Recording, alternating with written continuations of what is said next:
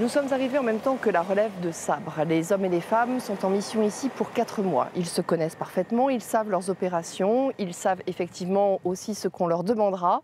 Simplement, il leur faut une phase d'aguerrissement au terrain. Se retrouver dans le climat africain, reconnaître la végétation, reprendre contact, avoir les gestes sûrs. C'est tout ce qui se répète dans un entraînement très spécial. Donc la mission, ça a été d'arrêter ces véhicules et ensuite, grâce à la gradation de la force, d'aller neutraliser la menace, donc c'est-à-dire pas la détruire, mais en priorité récupérer du personnel ennemi pour traiter du renseignement. L'exercice se concentre sur la capture d'un terroriste. L'homme a jeté son arme et s'est rendu. Il faut l'interroger, vérifier son identité. Ouais, tous les 10, stand-by, silence radio, je suis en communication avec 01. À quelques mètres de là, depuis sa radio, le chef de section vérifie l'aptitude de chacun. Il faut juste qu'il me précise s'il a virus.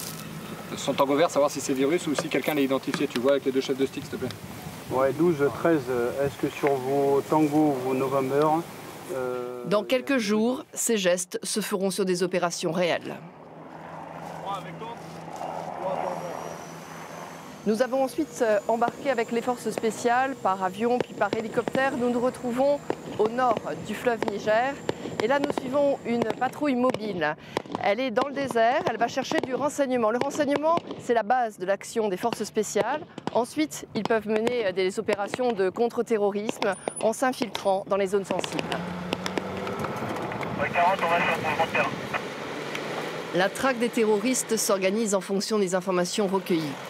Tout peut changer rapidement car la chaîne de commandement depuis Paris est courte et les commandos très flexibles. Une opération peut être préparée pendant des semaines ou lancée dans l'heure. Ces patrouilles interviennent au premier rang des actions contre-terrorisme parce qu'elles permettent de déceler ou d'aller chercher dans la profondeur des ennemis qui sont de plus en plus difficiles à saisir. Donc c'est bien ces hommes entraînés qui, au sein de ces patrouilles, s'inscrivent directement dans la lutte contre le terrorisme au Sahel. Depuis plus de 4 ans, l'opération Sabre est menée par les forces spéciales avec la plus grande discrétion.